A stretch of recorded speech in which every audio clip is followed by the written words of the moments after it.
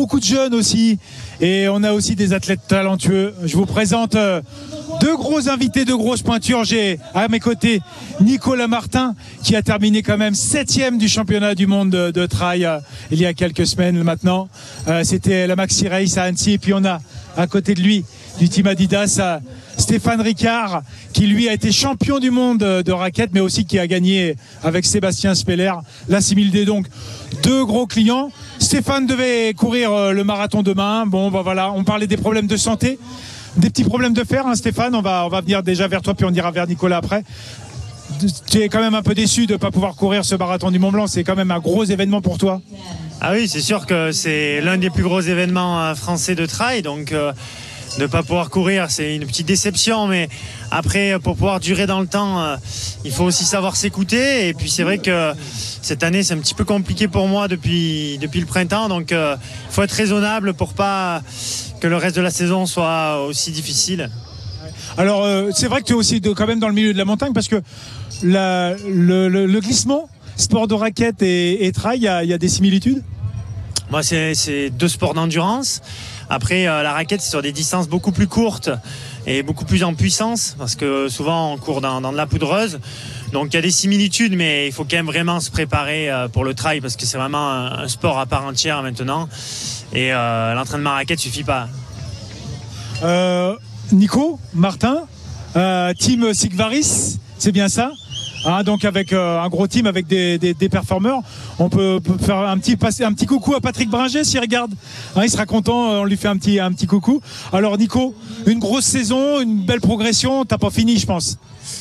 J'espère. Bonjour à tous d'abord. Ouais, il y a eu un bon début de saison qui s'est terminé sur une bonne note avec un enchaînement championnat du monde, championnat de France, une 7e place au championnat du monde, puis une 8e place au championnat de France de course en montagne qui est pas du tout ma discipline et qui est, même si c'est pas forcément très médiatique, peut-être la course nature la plus relevée de l'année parce que c'est vrai qu'on est sur un format relativement court qui permet à beaucoup de profils de coureurs d'être présents, donc c'était vraiment une belle course. Voilà, oui, un beau début de saison, j'avais fait une belle ouverture au Ventoux, j'avais été vraiment presque surpris d'être aussi proche de Julien rencontre ce jour-là. Après, la suite, c'était vraiment la préparation du mondial. J'ai capitalisé sur la bonne prépa en gagnant quelques courses. Et voilà, donc maintenant, il y a eu pas mal de repos au mois de juin, parce que comme disait Stéphane, c'est important de savoir récupérer, de s'écouter pour durer dans le temps. Je crois qu'aujourd'hui, on le voit, hein, ceux qui courent trop une saison, ça dure 1 an, 2 ans, puis ils disparaissent de la circulation, où ils ont beaucoup de mal à revenir. Donc je pense que l'entraînement, c'est une chose, la récupération, c'est la partie invisible, mais qui est peut-être la plus importante et qui permet de durer dans le temps. Donc moi, j'ai profité du mois de juin pour récupérer et je repars sur une prépa pour la CCC et les Templiers, qui seront les 2 objectifs, puisque je crois qu'aujourd'hui, on le voit, il y a une densification du niveau et aujourd'hui, c'est impossible d'être présent sur toutes les courses. Il faut cibler 2-3 dates dans la saison et essayer de se préparer pour ces courses. Oui, alors on parlait justement de Julien Rancon. C'est d'ailleurs l'entraîneur qu'on salue, hein, Julien, qui est au championnat d'Europe là, de course en montagne. On fait un petit coucou à Julien. C'est important à ce niveau-là d'avoir un entraîneur, un coach. Je sais que c'est Patrick Bringer pour Nicolas. C'est important, Stéphane? Ah oui, je pense que c'est indispensable maintenant dans la discipline trail d'avoir un retour en fait d'une autre personne. Bon, moi, c'est vrai que j'ai fait STAPS, donc je pourrais me faire mes propres plans. Mais d'avoir un retour et de savoir exactement où on va sans se poser de questions, parce que je fais complètement confiance à Julien.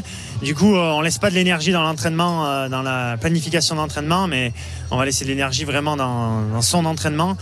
Et pour moi, Julien, c'est vrai que c'est une référence en montagne. En trail, il a fait aussi de grosses performances. Donc du coup, je me reconnais vraiment dans son personnage et du coup, c'était une évidence de se faire entraîner par Julien. C'est gentil pour lui, on lui fait un petit coucou. Et puis Nico, une grosse saison qui se profile l'année prochaine et des gros objectifs. Oui, c'est vrai que j'ai pas trop réfléchi encore à ce que je ferai l'année prochaine, mais oui, j'espère être dans mes belles années, donc on va essayer de progresser. J'aimerais bien gagner dans les 2-3 ans à venir une grosse épreuve, pas forcément médiatique, mais très relevée, parce que c'est pour moi ça qu'on reconnaît une grosse performance, c'est qui on a battu. Donc voilà, c'est l'objectif.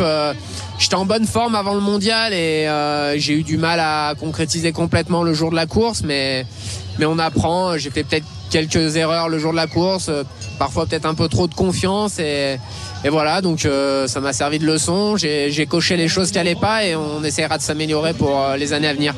Ouais, et puis on souligne quand même la victoire de Sylvain Court à la Maxi Race, champion du monde dans le team Adidas. Je fais un petit coucou quand même de Sylvain Court qui a fait une course exceptionnelle.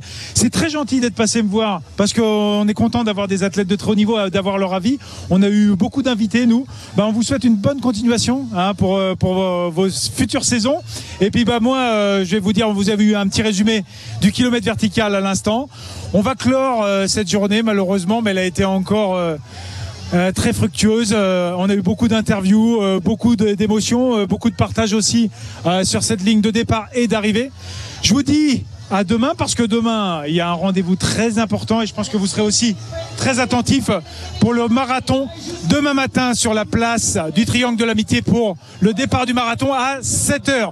On sera présent, on sera en direct live. À demain, passez une bonne soirée, reposez-vous bien si vous êtes marathonien. Allez, je vous dis bye bye.